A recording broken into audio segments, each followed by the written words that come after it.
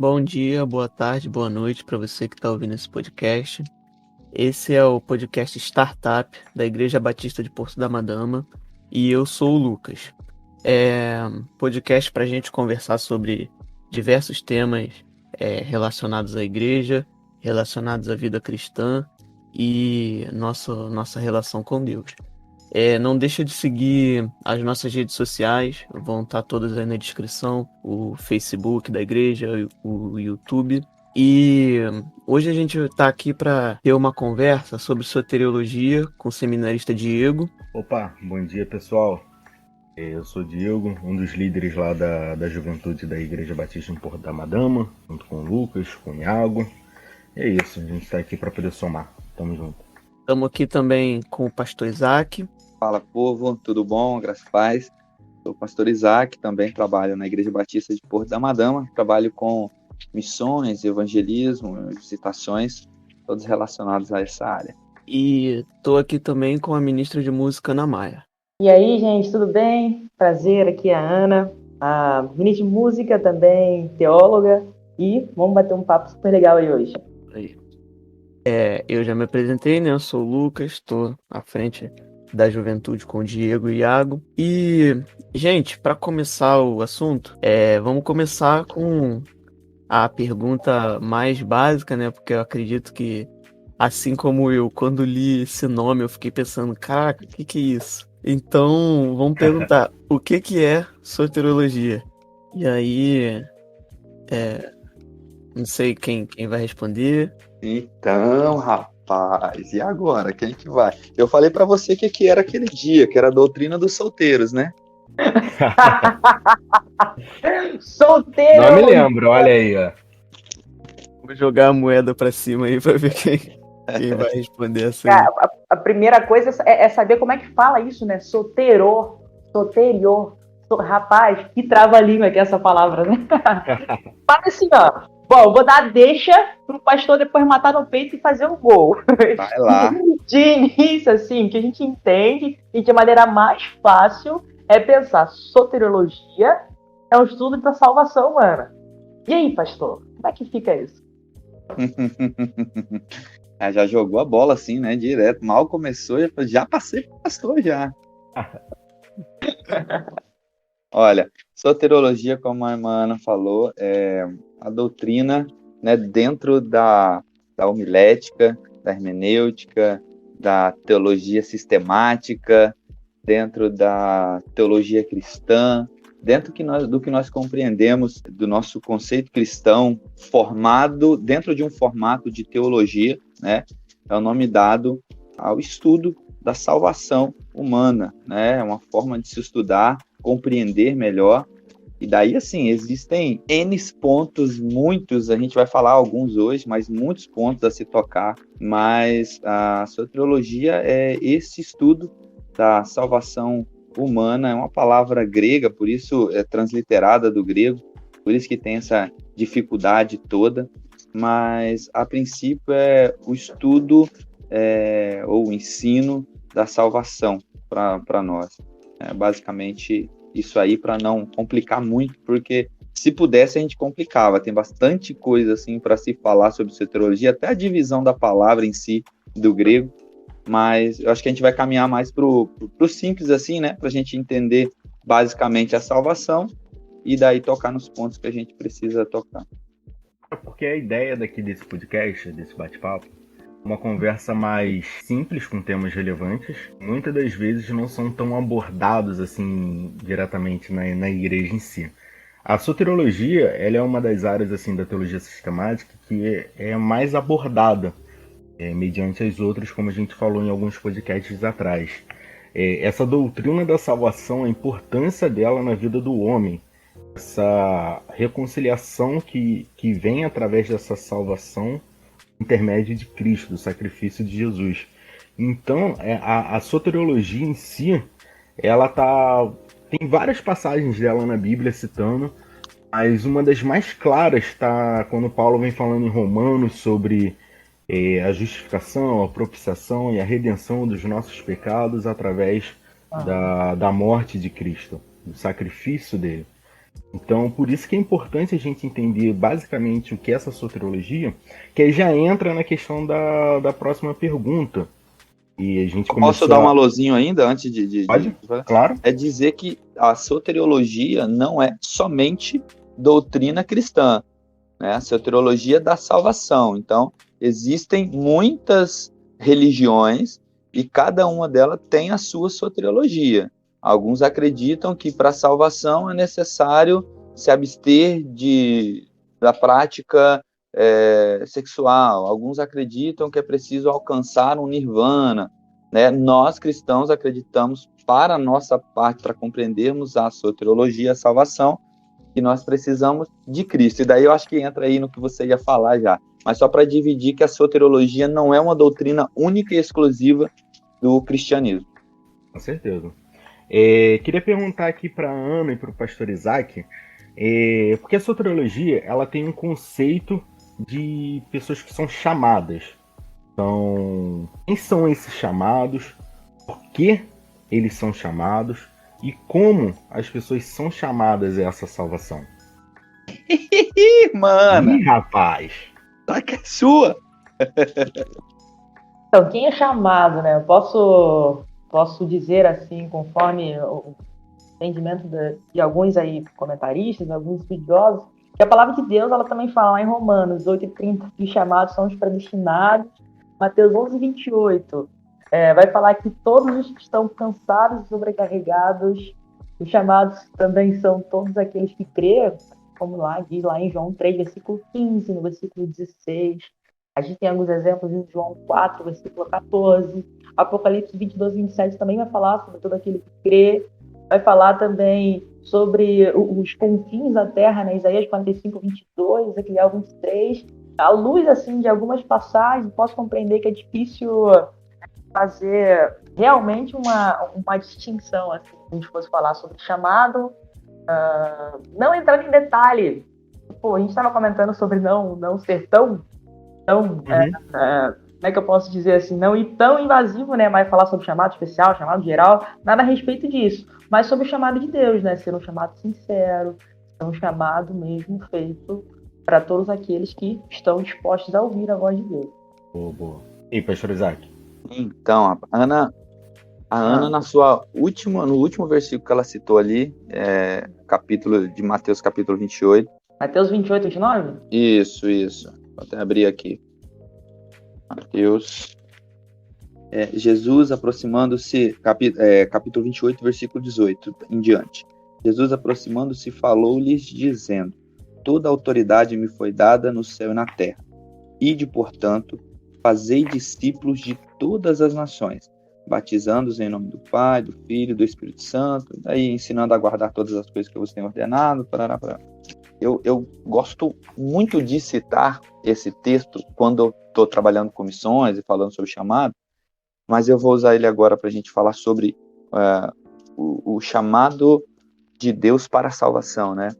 É que, assim, são as últimas palavras de Jesus nessa terra antes dele ir ao céu. E depois disso, Jesus fala que nós o reencontraríamos no seu retorno, só quando ele voltasse. Mas são as últimas palavras dele, né, para os seus discípulos, explicando o que era necessário. Né? E daí ele nos manda ir por todas as nações, pregar o evangelho e fazer discípulos, né? Ou seja, a Bíblia, a palavra de Deus, o próprio Jesus, ele nos deixa claro, é evidente aqui nesse texto, de que o chamado, a conversão, a salvação, ela é para todos. Inclusive, a ordenança é que nós venhamos a pregar a todos, sem distinção de cor, de credo, de raça, de religião, de opção sexual, sem nenhuma dessas dificuldades. Então, assim, nós entraríamos em outras discussões, como predestinação, como livre-arbítrio, se a gente fosse tocar em pessoa tal foi especificamente chamada para a salvação, enquanto a pessoa tal não foi. Ou, não, todos podem ser salvos ao momento em que aceitam a Jesus, mas não é o ponto que a gente quer chegar principal, né? A questão principal é que todos através da graça de Deus, que é o grande mandamento dessa situação, a graça de Deus. Através dessa graça, todos têm a oportunidade de salvação, ou seja, todos são chamados. Jesus morreu por todos, o sangue de Cristo é suficientemente bom e eficaz para salvar a toda a humanidade. Logo, todos podem chegar a ser salvos, né? Daí depois compete alguns outros pontinhos que a gente vai conversar em outras perguntas, né? E isso daí é até interessante de abordar, porque no próximo podcast que a gente vai falar sobre essa predestinação. Então meio que um assunto já está um pouco ligado ao outro. A gente fica mascando ele, mas não toca nele ainda, né? Exatamente. É porque, tipo, tem a questão da predestinação, a super graça ou hiper graça também, que o pessoal fala muito. Mas uma das coisas mais interessantes é aquela passagem lá quando Paulo escreve para Timóteo, se eu não me engano, é em 1 Timóteo 2:4. E o desejo de Deus é que todos os homens sejam salvos. Que essa graça, esse chamado, essa salvação, como o pastor Isaac falou, como a Ana também falou, ela é para todos. Entendeu? Ela não tem distinção. Ela é pro pobre, pro rico. Antigamente era pro gentio, pro ímpio e assim vai. Então, essa é a importância de entender que todas as pessoas são chamadas para essa salvação, são chamadas para ser justificados, para ser redimidos pelo sangue de Cristo. Então, aí eu tinha separado aqui uma palavrinha que seria a diferença do chamado e do escolhido, né? Não somente referente à salvação, na verdade não entre a salvação, né? Eu queria ler 2 Tessalonicenses 2, 13 e 14, que diz assim: entretanto devemos sempre dar graças a Deus por vós, irmãos amados pelo Senhor, porque Deus vos escolheu desde o princípio para a salvação, pela santificação do Espírito e fé na verdade, para o que também vos chamou mediante o nosso Evangelho, para alcançardes a glória do nosso Senhor Jesus Cristo, né? Aqui a gente consegue ver, né, os chamados, as pessoas que são convidadas mediante a pregação do Evangelho, né, a boa nova do reino de Deus, né, e assim recebem esse conhecimento sobre o pecado e a necessidade de aceitar a Cristo. E daí nós temos os escolhidos de Deus, né, que a partir do momento que entendem a mensagem, compreendem a mensagem, logo percebem a sua vocação, né? E daí a gente tem aí você que está fazendo seminários, preparando para ser pastor, a gente tem a irmã Ana, que tem um ministério, que é o Ministério de Música, né? Uma pessoa comissionada, chamada, vocacionada por Deus, a gente tem os missionários, a gente tem pessoas específicas, escolhidas a dedo para coisas específicas, em momentos específicos, em épocas específicas, né? E daí essas pessoas são escolhidas, eu pelo menos assim creio, né? Escolhidas para este ponto, para essa situação, para este trabalho. Mas o chamado, aí é o que o texto diz, o chamado é de todos, mediante a salvação, a pregação do Evangelho, a santificação, ao espírito de fé na verdade, que é o que o texto vai dizer. Então, o chamado é um convite através do Evangelho, da vida de Cristo, a todos, né? E daí, dentro desse chamado à salvação, nós temos alguns escolhidos para questões específicas. Acho que vale a pena também complementar, juntar esse texto que o pastor leu, lá em Tito 2,11, que diz assim: porque a graça de Deus se manifestou salvadora a todos os homens, né? Então, a gente vê, eu acho muito massa, assim, a forma como Jesus se relacionava com todos, e ele olhava para todos com esse olhar único que só ele tinha, né? E na cabeça dele, naquela época, eu acredito que era bem assim, ele olhava para todos e ele certamente falava: cara, todo mundo merece. Eu fico tentando imaginar assim, alguns diálogos, sabe, dele com os discípulos tentando falar assim: ah, Jesus, pô, fala sério, fulano não merece isso não, ou então ciclano não merece essa graça não. Cara, Jesus, o Senhor viu o que fulano fez hoje, você acha que aquela pessoa merece ser salva? Aí, às vezes a gente transporta isso um pouco pra gente, né, porque querendo ou não, a gente ainda nesse processo, né, Ainda temos um pouco disso, querendo ou não, ainda talvez pensamos. Eu posso falar por mim, que às vezes ainda cometo esse tipo de erro também, depois certamente Jesus muda minha mente, mas fico pensando assim, caramba, não é possível que fulano é assim, assim, assim, assim, mas Deus ama. E aí a gente pensa, caramba, cara, isso tem que amar também, tem que pensar assim como Jesus pensou, amar como Jesus amou e entender. De fato, Deus chama a todos, Deus entende isso e devemos pedir para que Deus coloque esse entendimento em nós, né? Que todos, de fato, são chamados, mas aí entra essa divisão maravilhosa que o pastor falou acerca dos que serão escolhidos e também mais para frente dos que aceitarão o chamado de Deus, e por aí vai uma vasta conversa sobre isso. O que você falou é muito legal, né? Porque assim, a gente está vivendo há 2000 e lá vai tanto depois de Jesus, a gente já tem esses ensinamentos, a gente tem os exemplos deles, e ainda assim, às vezes a gente se pega pensando assim, mas poxa, Senhor, fulano realmente não merece, não é questão assim, por que só vai salvar, né? Aí a gente imagina os discípulos, né? Vivendo lá naquele tempo, debaixo de um ensinamento onde até antes de Jesus o povo escolhido era o povo de Israel, era um povo específico, único. E daí de repente vem Jesus e fala assim, olha, não é mais assim, eu precisava de vocês para dar início, mas a partir de mim todos podem, todos são, todos de certa forma devem, né, me conhecer. E aí aceitar. É incrível, né? Mas ainda assim, para aquele tempo devia ser mais difícil ainda do que é pra gente. Como é difícil pra gente hoje, naquele tempo era mais difícil ainda. Com certeza.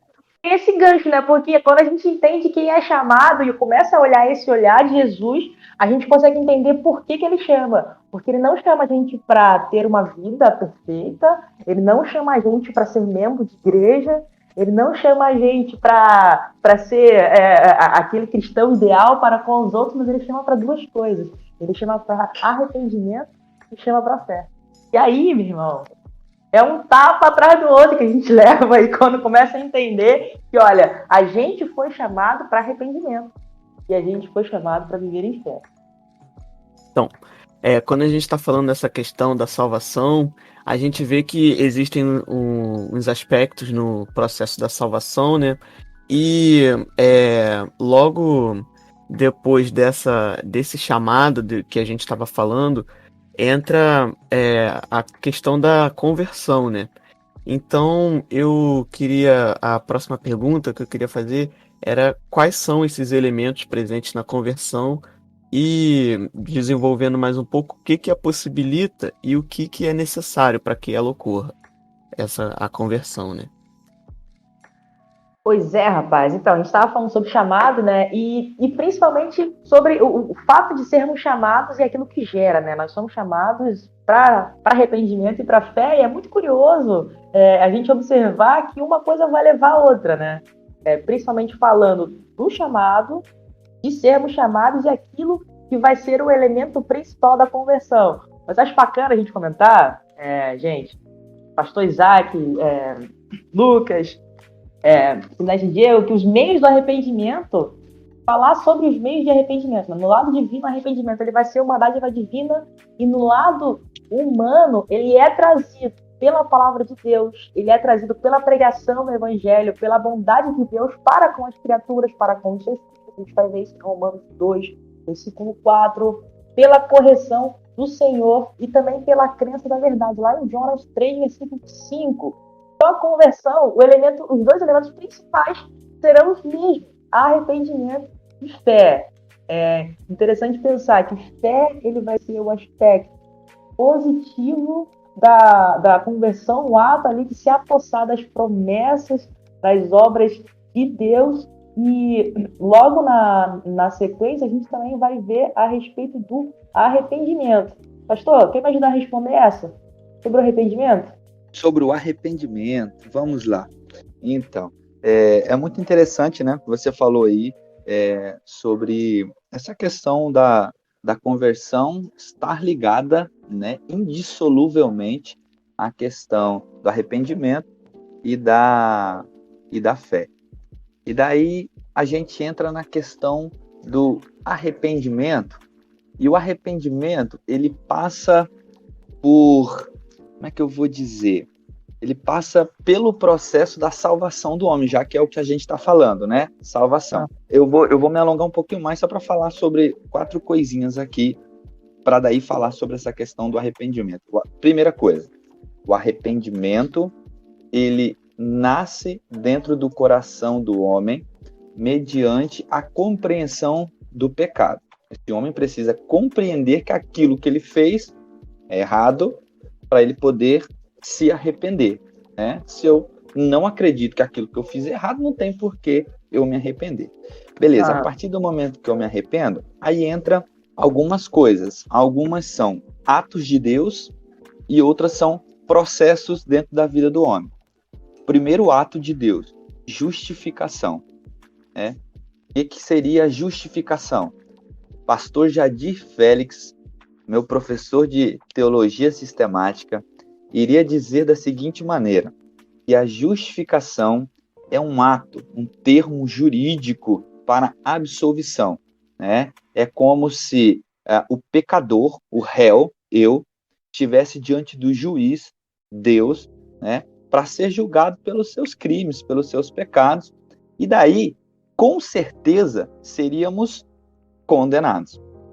Mas esse Deus justo, né? Ele dá uma sentença, e essa sentença é porque esse crime nosso já foi pago.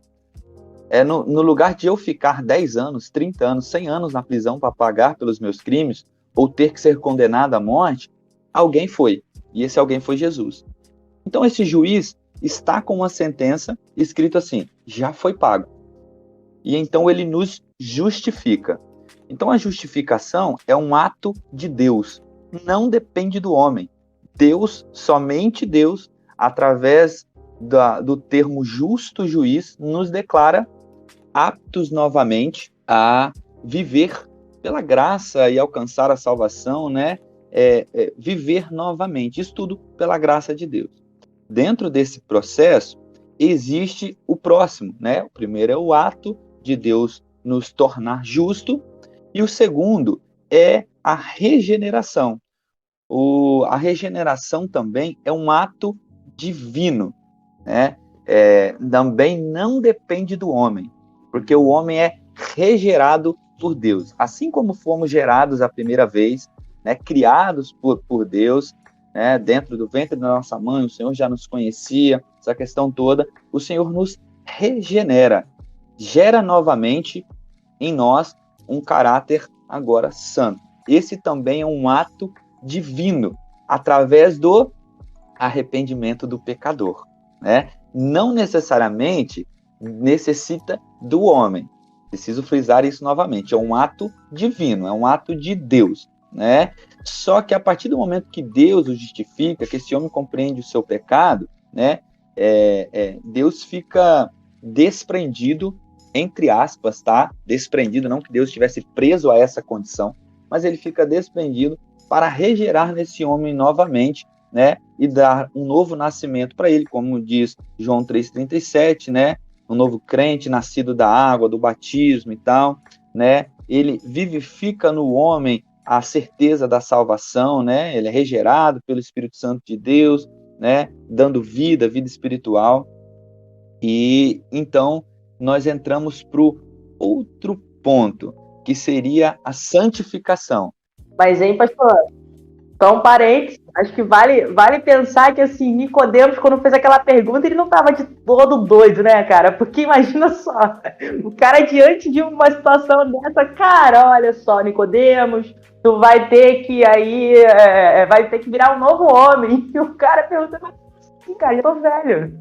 Como que eu vou fazer isso? Como que eu vou nascer de novo? Exatamente, daí entra esse conceito. Eu tinha lido aqui, estava falando sobre comentaristas e sobre teologia sistemática, o Erickson vai falar a regeneração, como você bem falou antes, é a transformação que Deus opera dos indivíduos que creem, né? Acho que talvez, certamente, um dos entendimentos que faltou para ele é entender, olha, o que vai acontecer agora é o seguinte, Você vai virar um novo homem a partir do seu novo processo espiritual, né? Agora, dessa vez com Deus, essa é a nova vida, né?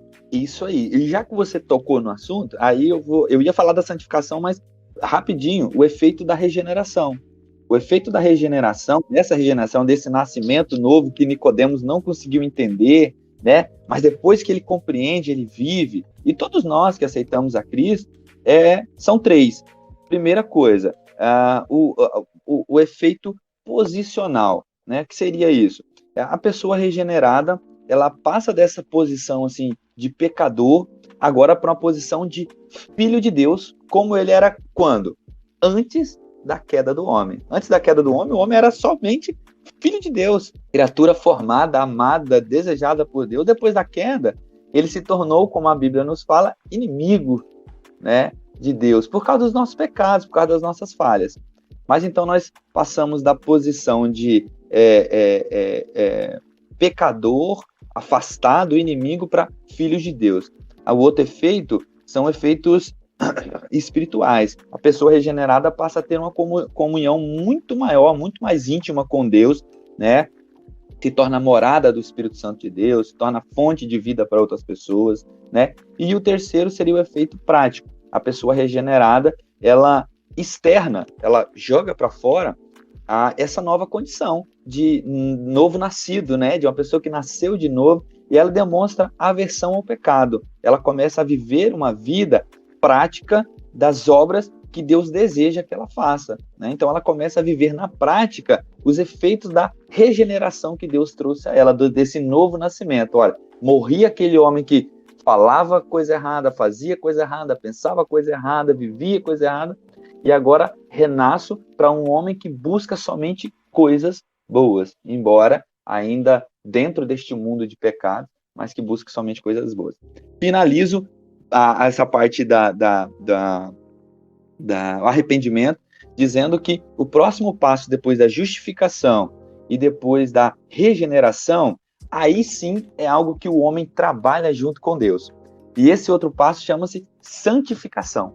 Santificação. É um erro muito comum dizer que nós estamos sendo salvos, né? Tipo assim, muitas igrejas têm dentro da sua teologia esse posicionamento. Não, eu não sou salvo ainda, eu estou sendo salvo, porque eu estou no processo de santificação para me tornar uma pessoa melhor.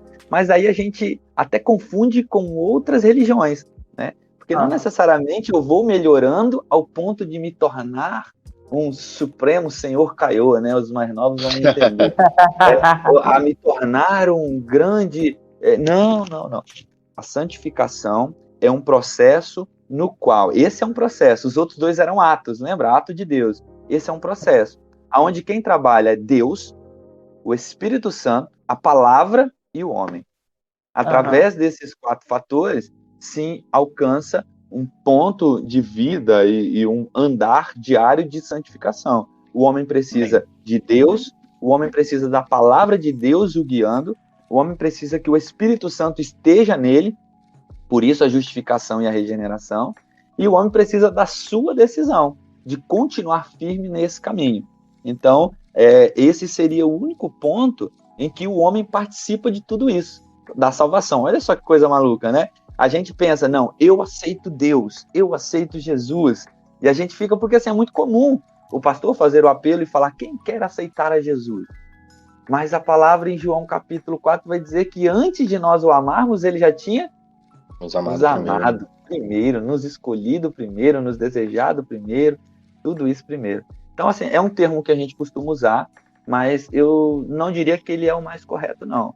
A gente aceita sim a Deus, mas ele nos aceitou primeiro. Então, esse seria o último ponto. E dentro disso tudo o arrependimento do homem.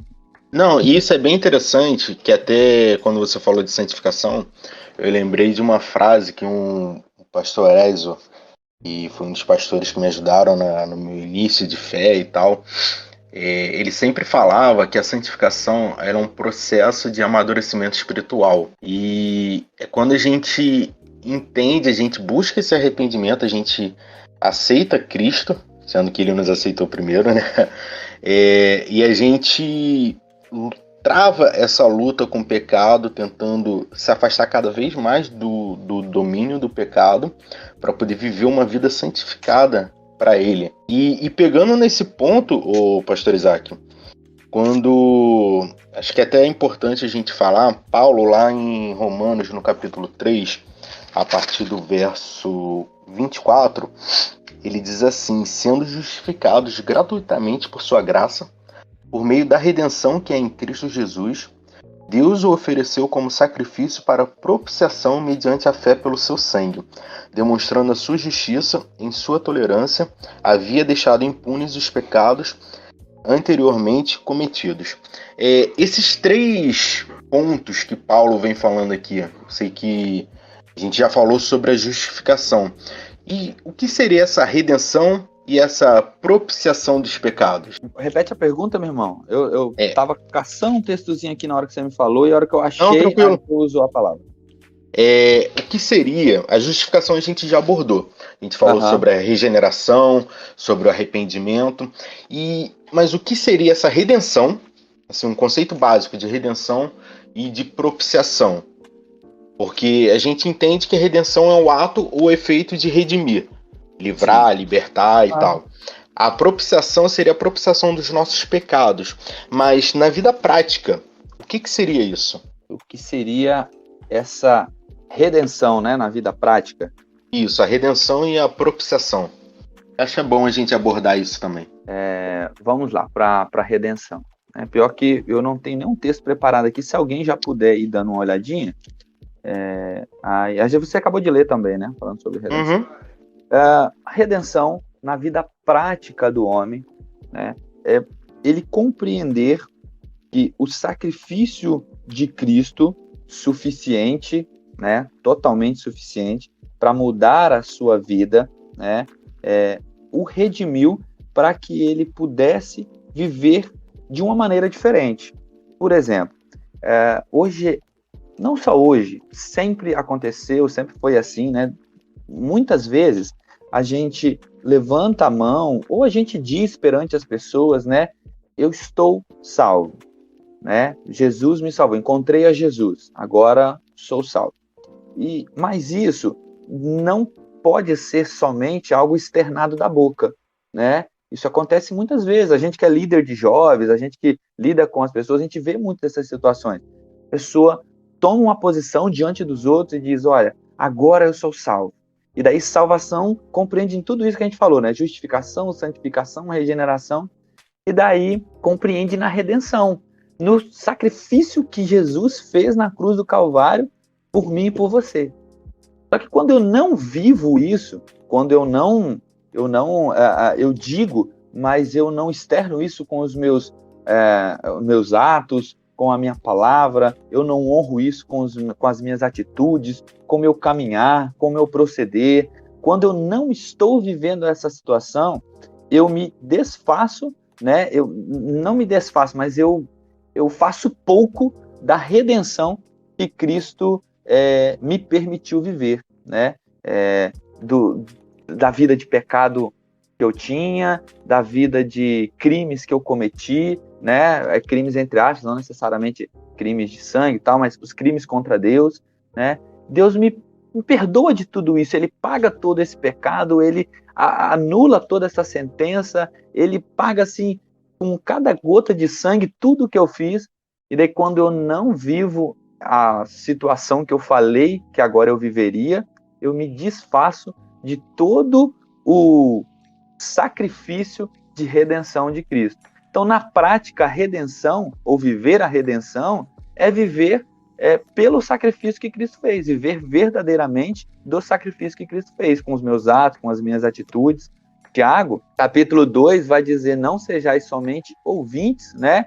Não adianta eu ouvir, não adianta eu estar... Ele fala, sejam praticantes, porque somente com a prática eu posso demonstrar verdadeiro arrependimento, verdadeira regeneração, verdadeira justificação e compreender a redenção de Deus.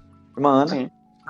Isso aí me lembra até a minha confissão, cara. É engraçado a gente falar com uma pessoa assim que nasceu dentro da igreja a vida inteira, teve um momento de conversão, né? Mas Mas assim, eu fico pensando no que aconteceu comigo e pensar nessa questão de como é que funciona essa remissão, essa redenção na prática.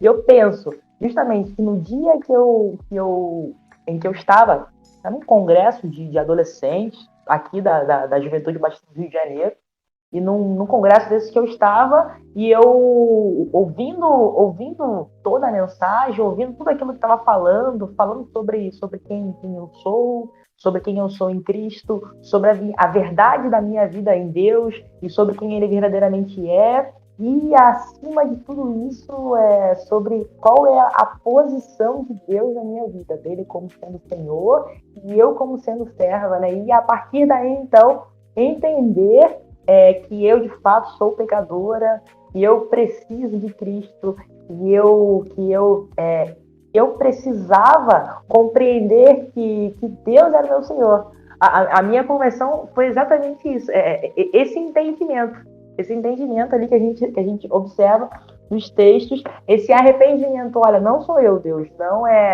são as minhas ações, não é o meu tocar, nem o meu cantar, mas é a minha vida, e é a minha vida que eu quero deixar de viver a partir dos meus padrões, para assim passar a viver a partir dos padrões de Deus, a partir daquilo que a palavra de Deus diz, e a partir daquilo que Ele quer que eu faça, que Ele quer que eu seja, a partir daquilo que Ele quer que eu sirva também, da maneira como Ele desejar. A minha conversão ela foi exatamente assim. E dali, então, todo o processo foi diferente.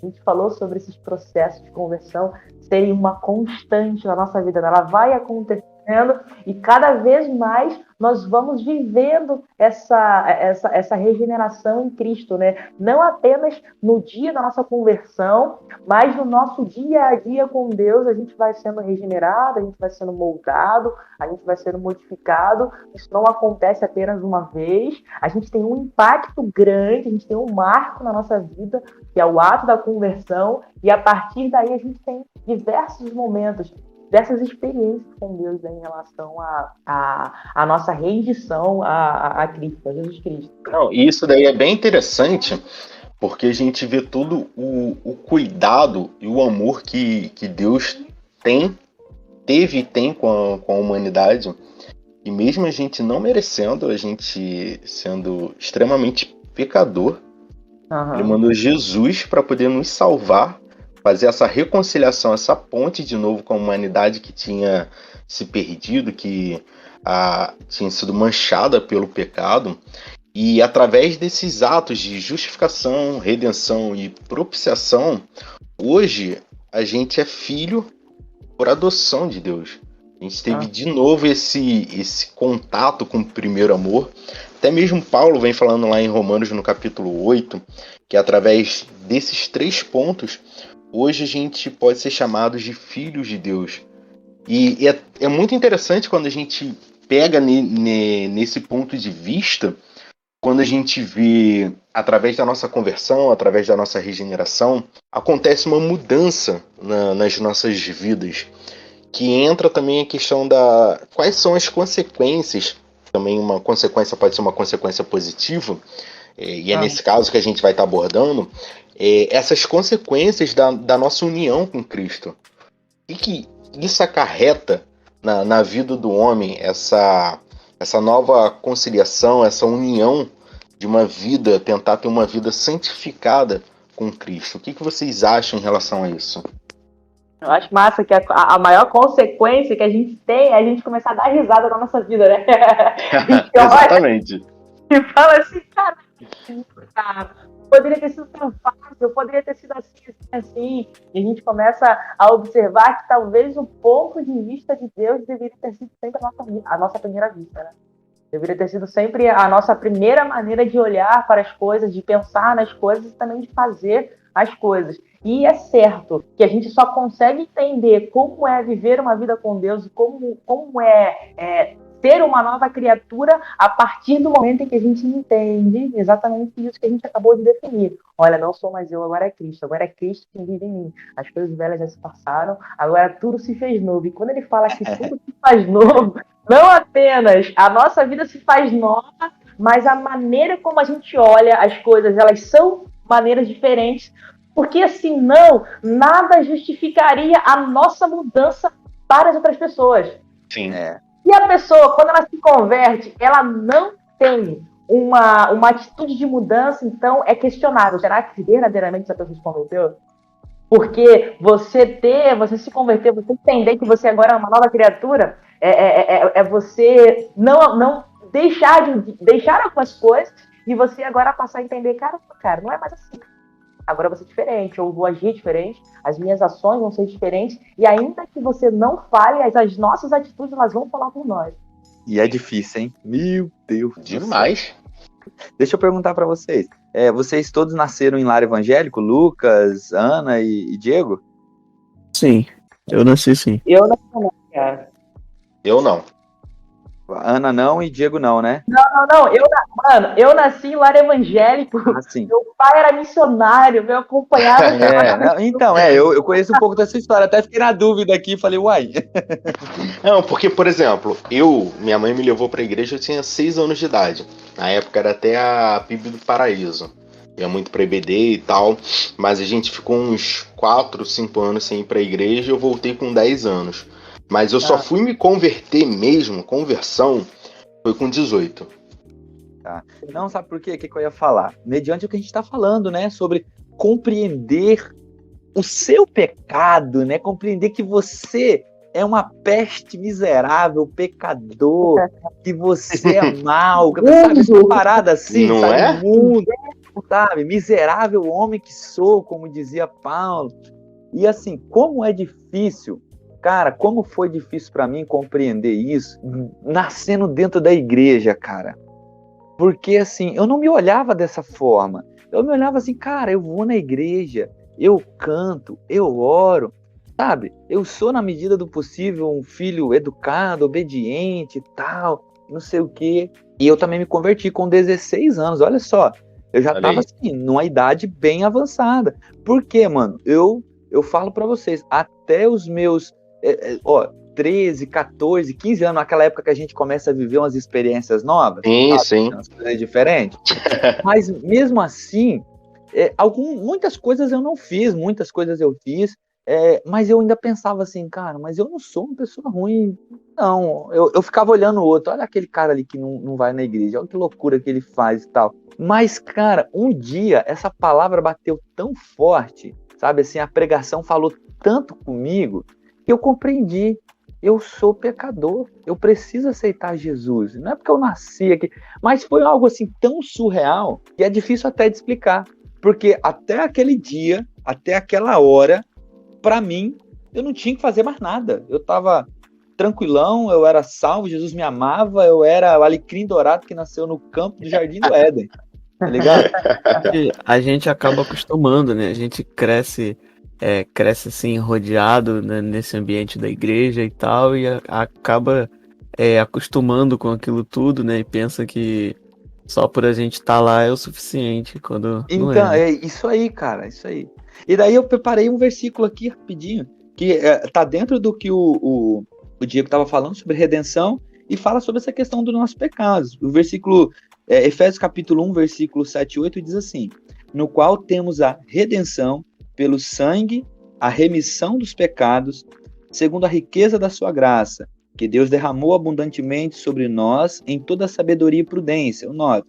Desvendando-nos o mistério da sua vontade, segundo o beneplácito que propusera em Cristo Jesus, de fazer convergir nele todas as coisas na dispensação da plenitude dos tempos. Aí lá no capítulo 2, logo no início, diz assim, primeiro versículo: ele nos deu vida, estando nós, ou estando vós, mortos nos vossos delitos e pecados, nos quais andastes outrora, segundo o curso deste mundo, segundo o príncipe da potestade do ar, do espírito que agora atua nos filhos da desobediência, entre os quais também nós andamos outrora, segundo as inclinações da nossa carne, fazendo a vontade da carne, dos pensamentos, e éramos por natureza filho da ira, como também os demais. E daí vai ficar falando. Cara, leiam Efésios depois. Efésios é muito legal. Porque ao mesmo tempo que fala da redenção de Cristo, ele dá aquele paralelo. Ele fala assim, olha, Deus te amou e te salvou, e você agora é liberto dos seus pecados. Por quê? Porque antes você era cara, você fazia isso, você fazia aquilo, você só pensava na carne, você só pensava nas coisas de você mesmo, você não ligava para Deus, você era inimigo, você... Aí depois ele volta, mas Deus não ligou para isso, e ele te ama. É muito legal, Efésios, é muito legal. Isso daí só me lembra de um exemplo do pastor Mauro. O pastor Isaac conhece, o pastor Mauro é um dos professores lá do Seminário Batista de Niterói. O cara é fenomenal e ele também vai ser o nosso próximo convidado do próximo podcast. Vai falar sobre predestinação.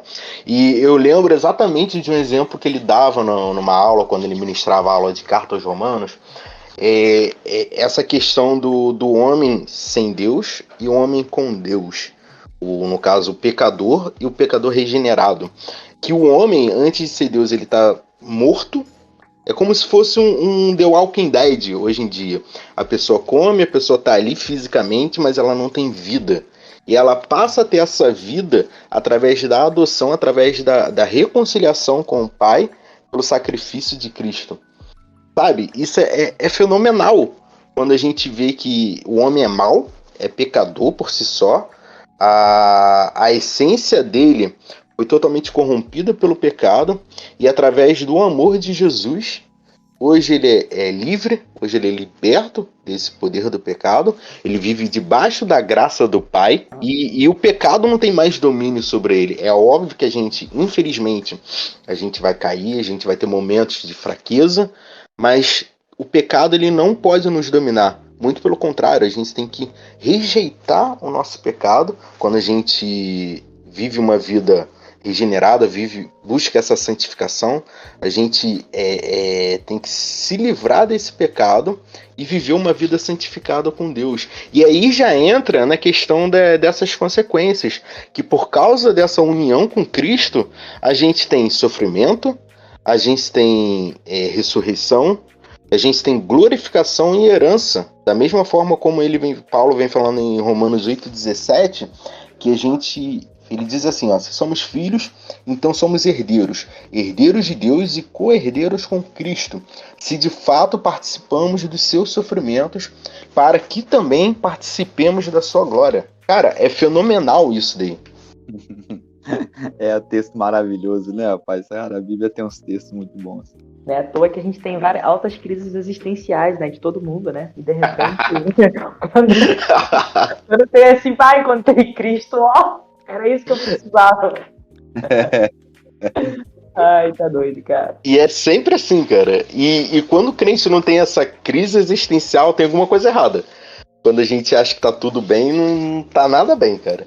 É o que Paulo falava, quando eu achava que eu tô forte, na verdade eu tava fraco. Quando eu era fraco, eu era forte porque o seu poder me sustenta. Entendeu? É isso, a vida do cristão é essa. E uma das coisas que eu sempre ouvi em relação à doutrina da salvação, que também entra em relação um pouco também do pecado, porque a gente tem a salvação por causa do pecado, para poder fazer essa reconciliação com Deus. Existe pecado hereditário? Eita, meu Deus. Olha Ih, rapaz, tá ficando de segundo, hein? Ana? Pecado hereditário, meu jovem. Eu devo cantar uma música agora, nesse momento, se não me falha a memória. A gente tem, vamos fazer um momento de louvor agora com o Ministério de Louvor. As meninas ali, desculpem aí a heresia. Mas não tinha como não citar isso. Eu espero que o rapaz que vai editar, ele coloque esse áudio muito especial ali.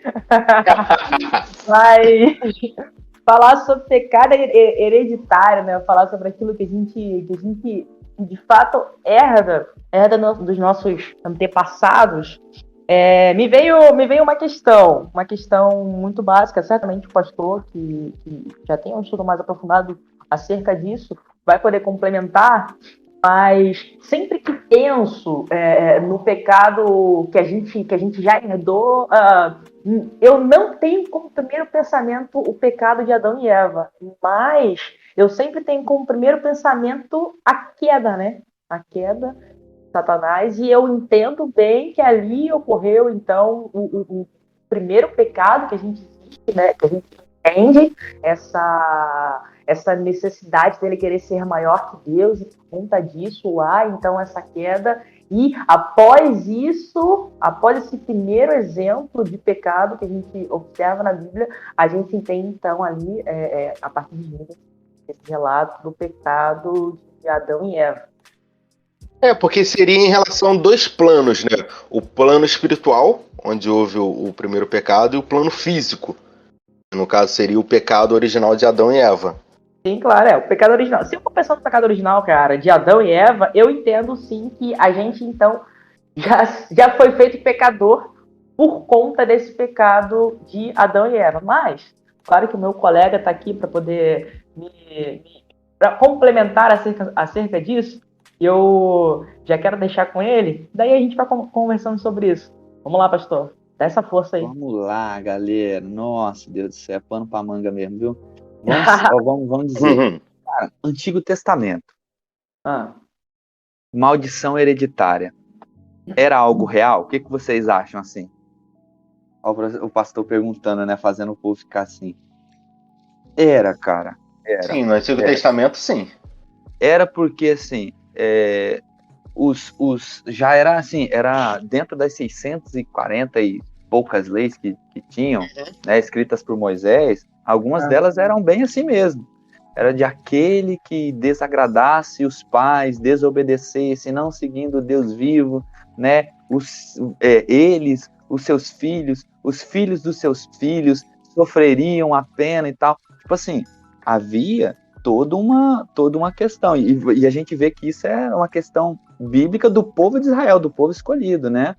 E esse povo sofreria as consequências futuras como se fosse realmente uma maldição.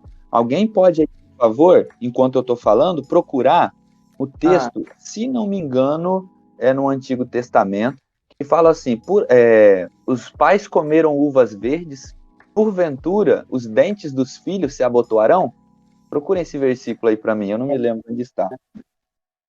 Mas a questão no Antigo Testamento, nós temos vários conceitos assim. Eu achei que é Jeremias 31, 29, assim, naquela época não mais se dirá, os pais comeram uvas verdes e os dentes dos filhos se embotaram. Ao contrário, cada um morrerá por causa do seu próprio erro e pecado, os dentes de todo aquele que comer uvas verdes se embotarão. Jeremias, capítulo 31, versículos 21. Aí Jeremias já é na segunda parte, né? Como a gente costuma dividir, né? O Antigo Testamento ali no Pentateuco, os primeiros profetas, os maiores, menores. É lá na segunda parte, bem para frente, um pouco antes dos 400 anos ali da vinda de Jesus, né? A parte mais final da Bíblia. Mas olha só, no Pentateuco, a gente tinha um objetivo onde era o seguinte: aquele povo tinha que seguir a Cristo. Havia a Deus, quer dizer, havia uma certa, eu não vou nem dizer, eu não vou utilizar essa palavra maldição, mas havia como é que eu vou dizer a palavra? Um castigo para aquele que desobedecesse a isso. Havia um castigo para ele seria expulso do meio do povo, ia caminhar sozinho no deserto, os seus filhos iam padecer, ou seja, a partir do momento que ele fizesse aquilo, todo o restante da sua família ia levar aquela culpa. Sim. Né? Assim como foi com Caim e Abel. Quando Caim matou Abel, ele foi expulso, né, do meio da sua família, e ele e a sua família, com quem ele formou depois, eles foram castigados. Inclusive, eles foram tidos como uma semente marcada e ruim durante muito tempo, né? Então, houve um certo castigo. Aí a gente vem chegando mais perto de Jesus. Alguns conceitos, não que o que era pecado deixa de ser pecado, o que era errado deixa de ser errado, mas algumas coisas vão mudando. Beleza. A gente chega em Jesus. Aí, em Jesus faz nova todas as coisas. E daí ele apresenta para a gente uma questão bem interessante que se encontra em Isaías, né? Que fala que esse Cordeiro, esse Messias, ele levaria sobre ele todos os nossos pecados, todas as nossas dores, todas as nossas enfermidades, o castigo que nos tira a nossa paz estaria sobre ele, e ele nos daria paz, né? Uma sequência de coisas. Também diz que a partir do momento em que ele morre, ele vai até o inferno e ele tira da mão do diabo o poder da morte, do castigo sobre o homem, né, dessa questão toda. Então, assim, eu creio, né, e creio firmemente que o pecado hereditário, né, como maldição, tipo, porque a minha mãe foi, o meu pai, né, teve um filho com 16 anos, né, o filho dele também vai ter antes de casar e tal. E Então, assim porque vai. o avô foi envolvido com bebida, né, e o fulano também vai ser. Não, existe toda uma questão, e daí envolve a psicologia, envolve questões emocionais, envolve questões sociais por trás dessa situação. Creio sim que pode acontecer, mas por causa desses motivos. Não por causa de uma maldição, porque Satanás tem poder sobre a vida do fulano que amaldiçoou o outro, que não tinha nada a ver com aquela situação. Não creio assim, né? A gente entraria lá no pecado original, né? E essa sim é uma maldição, é um pecado, é um erro grave cometido por um homem, como diz a Bíblia, e que influenciou todos os homens. E daí essa mesma Bíblia vai dizer que um outro homem, Jesus, morreu, né? Assim como o primeiro pecou e condenou todos, um outro morreu e libertou a todos. A questão do primeiro Adão e do segundo Adão, né, que Paulo vem falando lá em Romanos 5. É bem interessante quando a gente vê dessa forma, porque o único pecado hereditário é o pecado original que condenou o gênero humano à perdição, que fez essa separação com Deus. E até Paulo vem falando lá que por causa de ou por causa da mesma forma como o pecado entrou no mundo por um homem, e pelo pecado a morte, assim também a morte veio a todos os homens. E como o pastor Isaac já disse muito bem, em relação ao segundo homem, no caso, Cristo, que veio, morreu, e através da sua morte nos deu vida. E me lembra muito a passagem que tem lá no Evangelho de João, no capítulo 9, quando estava Jesus e os discípulos andando. Jesus e os discípulos, eles viram um cego, e os discípulos perguntam: mestre, quem pecou, este homem ou seus pais, para que nascesse cego? Jesus, na mesma hora, ele já responde: nem ele pecou, nem seus pais, mas foi para que as obras de Deus fossem reveladas na vida dele. Ou glória.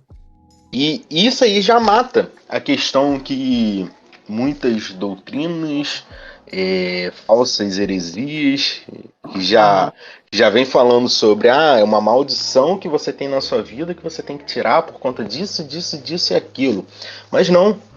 O único pecado que é hereditário é o pecado do gênero humano. Exato. Provocou essa queda.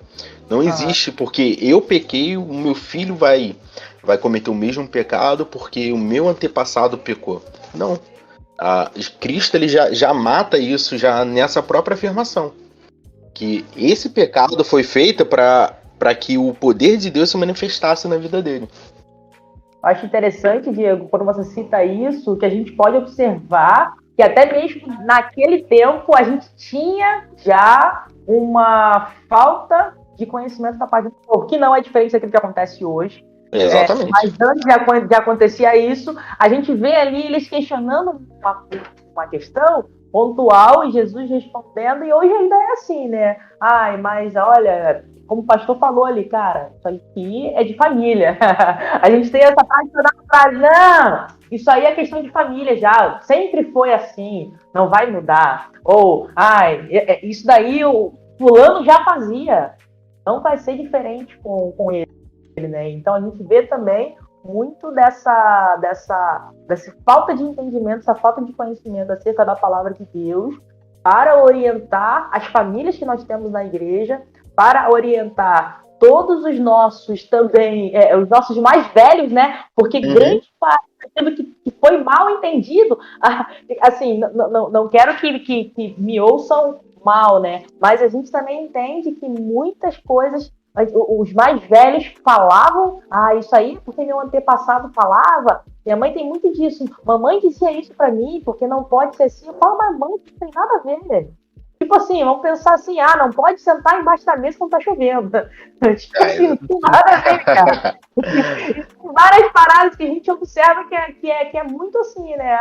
Porque mamãe sempre dizia que era assim, assim, assim. Então, por isso que aconteceu isso com fulano. Tá chovendo, não pode ligar a televisão. É exatamente isso.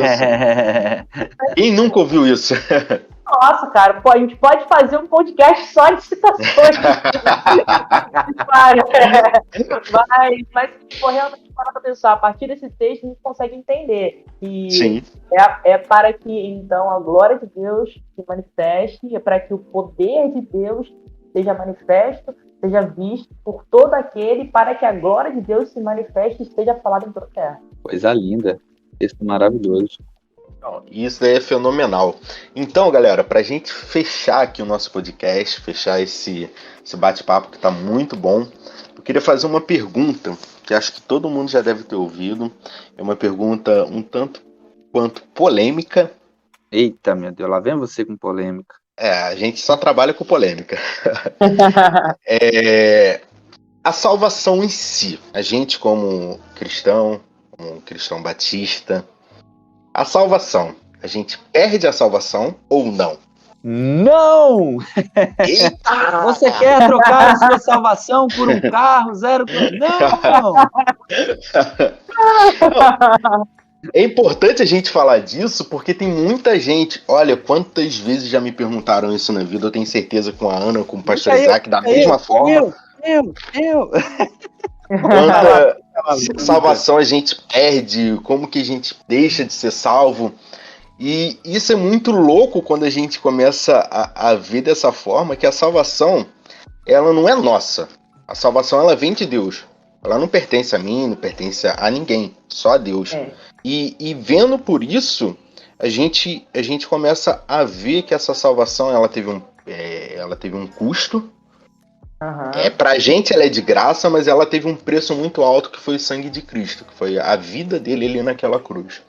E através disso, a gente começa a ver essa salvação de uma forma mais ampla, da questão do ponto de vista humano, do ponto de vista divino. Que pra gente, como não teve nenhum custo, mas pra Deus teve um custo tremendo. E essa salvação a gente não perde ela. Quando a gente aceita Jesus como nosso único e suficiente Salvador, a gente já tem uma vida, a gente já começa a ter essa regeneração, a gente já é adotado como filho de Deus, como a gente já falou um pouquinho mais atrás, e a gente já começa a buscar essa vida cada vez mais santa através da regeneração do nosso pecado. O que você acha, Ana?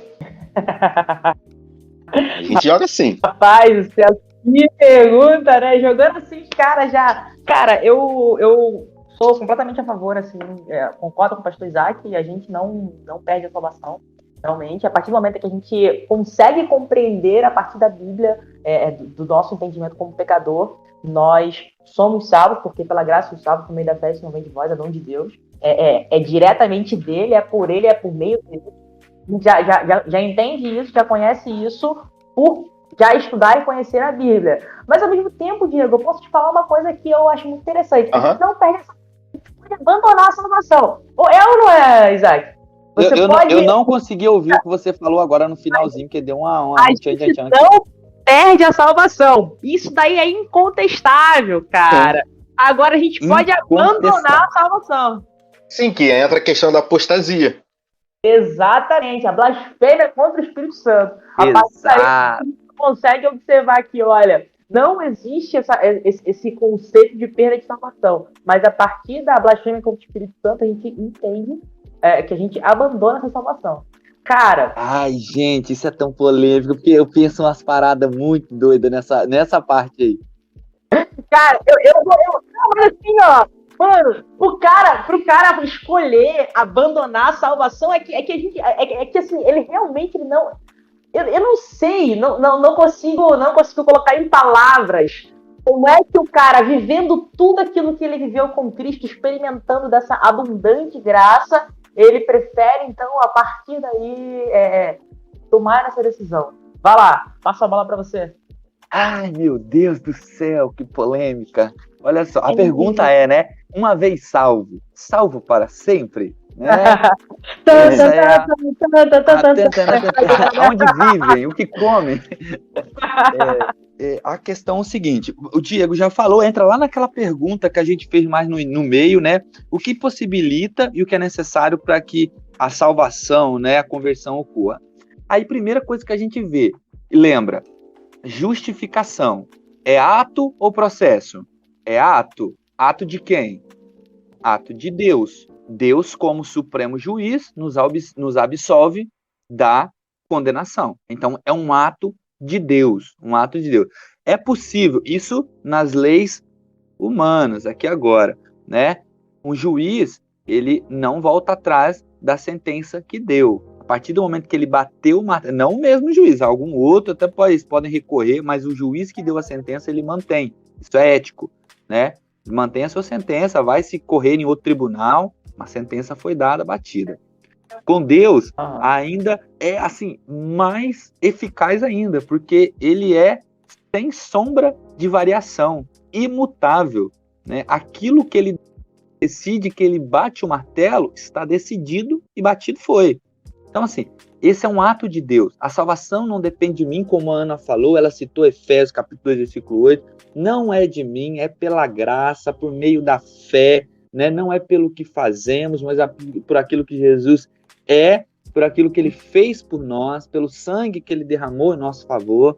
Então, assim, essas coisas evidenciam que a salvação não é por mim. Eu não tenho direito de conquistá-la, nem direito de perdê-la. Não, nenhum dos dois fatores. Assim, isso para mim, sabe? Eu participo, eu sou co-participante dessa situação, da santificação e tal, mas o ato de querer salvar, de salvar o homem, é total e explicitamente de Deus.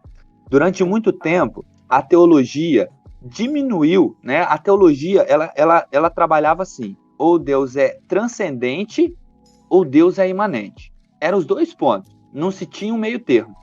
Ou Deus transcende tudo, ele está nos altos céus, é todo poderoso sobre todas as coisas, manda em tudo, desfaz de tudo. Ou Deus é um Deus que está aqui na terra, totalmente amoroso, que me compreende, que me entende, que passa a mão na minha cabeça nos meus erros e tal. Eram as duas formas. Mas hoje nós compreendemos que Deus é um Deus transcendente e um Deus imanente. Ele tanto está no céu com todo o seu poder e glória, quanto está dentro de mim, presente em mim, vivendo em mim, agindo em mim, né, através de mim. Então, assim, esse Deus, ele não erra e não falha nunca. Nunca. Sim. Talvez quem mentiu que era salvo foi você, né, a pessoa. Foi você. Você mentiu para você mesmo que era salvo. Você viveu uma ilusão, você vestiu uma capa durante um tempo, mas ninguém consegue viver com a máscara a vida inteira. Uma hora a máscara cai, uma hora você não consegue suportar o personagem se desfaz, porque ninguém vive de personagem a vida toda. Então, você mentiu sobre aquela situação para você mesmo, para as pessoas que estavam à sua volta, mas você não suportou viver nessa mentira para sempre. É aquela situação do cara que tá na igreja. Aí, né? Vamos pensar. O cara tá na igreja lá 10 anos, 15 anos, me afastei por isso, por aquilo, outro. Pô, peraí, vamos ser realistas. Sabe, era algo muito superficial. Aí outra coisa que acontece, que eu compreendo daqueles que se afastam, porque existem aqueles que se afastam, aqueles que se entristecem, aqueles que ficam depressivos, né? A gente tem o exemplo de Elias, que depois de fazer um grande milagre, lutou contra os 450 profetas de Baal, venceu, foi para uma caverna e começou, Deus me leva, porque eu tô sozinho e tal. O cara entrou num momento assim que a gente não consegue explicar muito bem. Davi, depois que cometeu aquele pecado gigantesco, matou uma pessoa, sabe? Cometeu adultério com outra, nasceu um filho. Olha que situação de um cara salvo e escolhido por Deus, né? Situação muito complicada. A gente poderia muito bem dizer, não, esse cara é fanfarrão, nunca foi salvo, né? Mas existe uma coisa. Não acredito na perda da salvação, mas eu acredito na perda minha, da alegria da salvação. O cara, ele perde a alegria, porque ele começa a acreditar que ele não está sendo salvo, que ele não é salvo. Aquela alegria, aquela plenitude, aquele contentamento, aquele prazer que existe em saber que Deus está com ele, que há salvação, que independente do problema Deus está ali, que Deus vai o perdoar, que Deus vai fortalecer ele, some. Esse cara começa a viver acuado, assustado, ele não quer nem saber mais da igreja porque ele sabe que vai ser julgado, porque ele entende que aquilo ali não vem, Deus não vai aprovar. Então o cara vive numa tristeza profunda. Mas eu creio, assim, do fundo do meu coração, que a salvação não se perde, e aquele que se desviou para sempre, né, ele nunca foi salvo. E aquela questão da blasfêmia contra o Espírito Santo, eu acredito da seguinte maneira, que a blasfêmia aí, né, nesse caso, além de ser esse cara que caminhou, esteve lá, vivenciou através, né, espirrou nele toda essa graça, todo esse amor, e ainda assim ele não quis. E ou aquele que a gente chega, vai lá, fala de Jesus, explica para ele, e ele fala, não quero, não me interessa, não acredito nesse Deus, não desejo esse Deus para minha vida, vá você com seu Deus pro raio que o parta. Eu creio sim que né, o blasfêmia contra o Espírito Santo rejeitar o dom divino da salvação. Então, gente, a gente já vai se encaminhando aí para finalização e eu queria saber se alguém tem mais alguma coisa a falar sobre esse assunto. Eu tenho mais 3 páginas aqui, a gente pode continuar? Você que manda. Eu acredito assim que rendeu uma discussão muito boa, né? Que pode encaminhar para vários outros temas de podcast que a gente pode desenvolver a partir daqui, né? Sim. Nossa! É um assunto assim muito extenso que a gente pode desenvolver por muitas outras questões. Mas aí eu queria que o Isaac, a Ana, que não estão aqui em todos os podcasts, né, deixassem um recado aí pro pessoal que está ouvindo, deixar rede social ou um projeto que queira divulgar, alguma coisa, para que a gente possa estar colocando também na descrição e divulgando também, né? Tá, gente, a primeira coisa que eu gostaria de falar assim rapidinho é, se você ouviu aí esse podcast, às vezes você é amigo de alguém da igreja, ou você e recebeu, tá afastadão aí, e recebeu esse podcast, escutou, né?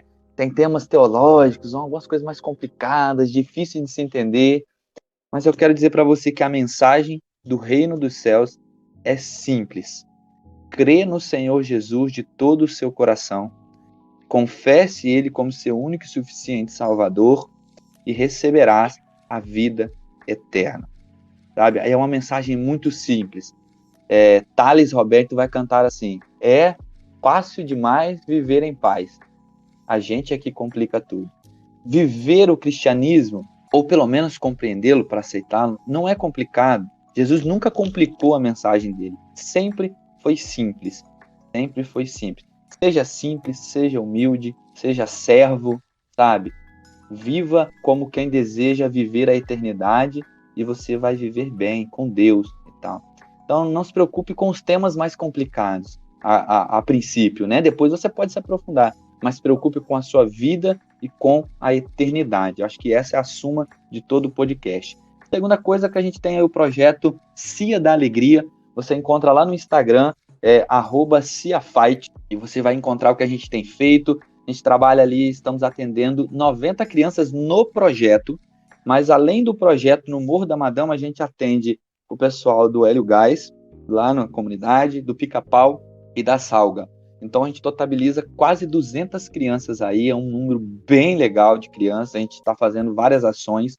E aí você pode acompanhar, se você quiser ajudar, ofertando alguma coisa, entre em contato lá depois pelo Instagram e vai ser benção, tá bom? Gente, muito obrigado pela oportunidade. Jesus abençoe vocês. É um tema muito, muito, muito legal. Temos muitos outros temas muito bons. Não percam o do próximo podcast, porque já soube que o pastor Mauro vai estar aí. Eu já estou assim, já ansioso. Tá bom? Um beijão para todos. Verdade. Obrigado pelo convite também, ao Diego aí, ao Lucas. Foi muito massa estar com vocês aqui, batendo esse papo bem bacana. Ao pastor Isaac também, sobre tudo aquilo que a gente pôde comentar um pouquinho aqui, né? E de maneira bem leve. Espero que você que está ouvindo a gente tenha aproveitado. E compartilhe com outras pessoas também esse podcast para que outras pessoas também possam aí adquirir e tá batendo esse papo com a gente. Bom, quero falar sobre a nossa igreja, né? Os nossos cultos que acontecem aos domingos, nos horários da manhã, 9h30 até as 11, e nós temos aí o culto da noite, de 18h30 até as 20. Então, participe conosco do nosso culto, seja abençoado também. E esperamos, então, que se a gente não fosse encontrar pelos podcasts, pelo Instagram da nossa igreja, Igreja Batista aí em Porto da Madama, ou até mesmo nos nossos cultos presenciais. Então, um grande abraço para todos. Amém. Amém, gente. Queria mais uma vez agradecer ao Isaac, à Ana, que estiveram aqui conosco. E eu sei que eu e o Lucas, a gente sabe que a gente pode contar com vocês sempre. É isso, galera. Lucas, quer falar mais alguma coisa? Já deixo aí convite para outros podcasts, para falar sobre outros temas, quando quiser, né? E quando a gente precisar também, para a gente estar aí junto. Lembrar também das nossas redes sociais, vão estar todas aí na descrição, o YouTube da igreja, o Facebook, o Instagram também, e todos os outros projetos e redes sociais que foram falados aqui no podcast vão estar aí na descrição também. Então é isso, que Deus abençoe a sua vida e a gente se vê no próximo episódio, no próximo podcast.